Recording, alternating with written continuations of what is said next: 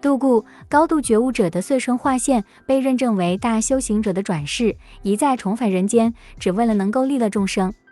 在大悲心的驱使下，他们历任前世的事业也往往十分显赫。尊贵的第25世占度固仁波切就是这样的一种化现。他的前世可追溯至2500多年前，佛教创始人释迦牟尼佛的直系弟子。这一系列转世系谱经由政务护法多杰雄登于藏历牧羊年5月23日亲自确定及认证。须摩提女乃是尊贵的第25世占度固仁波切的第一转世。须摩提女的事迹始于其父亲须达多，一位仁慈和慷慨的人。他是释迦牟尼佛的在家弟子及最早的功德主。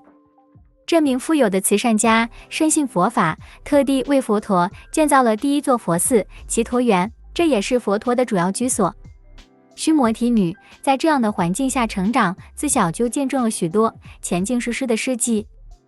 须摩提女后来嫁给了满富城的一位富商满财长者之子，她下嫁的条件是她必须邀请佛陀和弟子到他们家中用膳。当时的满富城仍是一个没有佛法扎根的地方，当地的人大多都信仰耆那教，更有膜拜在野外赤裸身子打坐冥想的苦行者之习俗。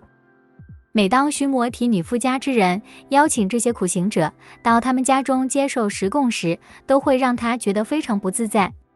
须摩提女随后开始向公公和婆婆述说关于佛陀的事迹，而他们对佛陀的好奇心也随着时间而增长。须摩提女一直以来都渴望一见佛陀的面容，以及像过去那样给佛陀做供养。有一天，时机成熟了，须摩提女提醒丈夫她在婚前所许下的承诺。公公满财长者答应了，但他说佛陀不会这么快就来到，因为佛陀所住之处非常遥远。然而须摩提女坚持要准备丰盛的餐点，准备在第二天给佛陀做供养，并说将迎请佛陀到来这件事交给他去操办。虽然满财长者及家人对佛陀会如期到来这件事充满怀疑，但是为了取悦须摩提女，他们还是为了第二天的盛宴而做准备。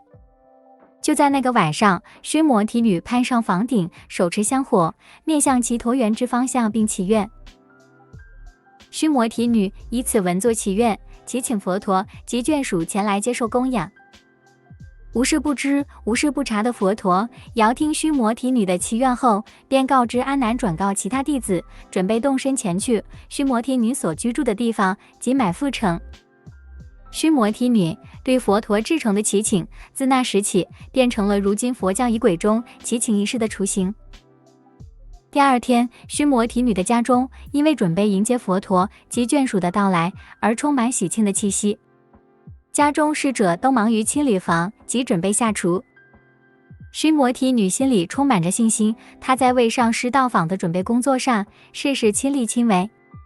就在太阳升起到最高点之际，家中一些侍者看见一行身披藏红色僧袍的僧侣，骑着龙、大鹏鸟及其他神兽缓缓从天上降下。后来有人问须摩提女，于那一行僧侣当中是否看见其上师？须摩提女说不，因为她看见的都是阿罗汉。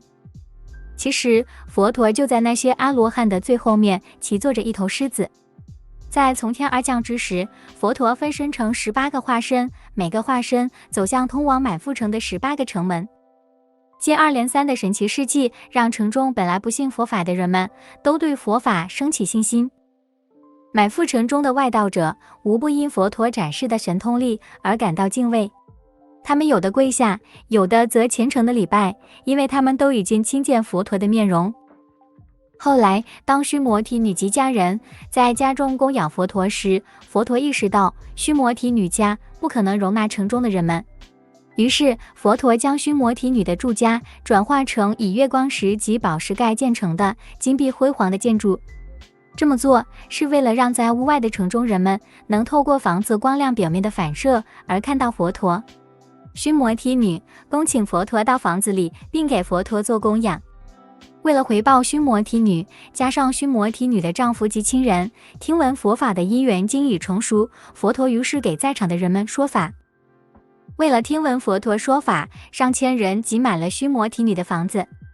在听了佛陀的说法以后，满腹城许多人皈依了佛陀及三宝。满腹城的人们得以亲见佛陀，听闻佛法，让心从三毒中解脱。这一切都是须摩提女的信念与依止心所致。须摩提女就好像他父亲那样，建立起供养佛陀及僧团的习俗，也因为这样，佛法在他所处的地方才得以弘扬。在不同的佛教经典中，有不少关于须摩提女的文字记述，这就表示须摩提女非一名凡人。当佛陀的弟子对着佛陀说起他为须摩提女至诚的祈请做回应，这举动有多殊胜时，佛陀道出须摩提女的前世乃迦叶佛主要的功德主契力止王之女。当时他已深信佛法，更将迦叶佛介绍给其父亲契力止王认识。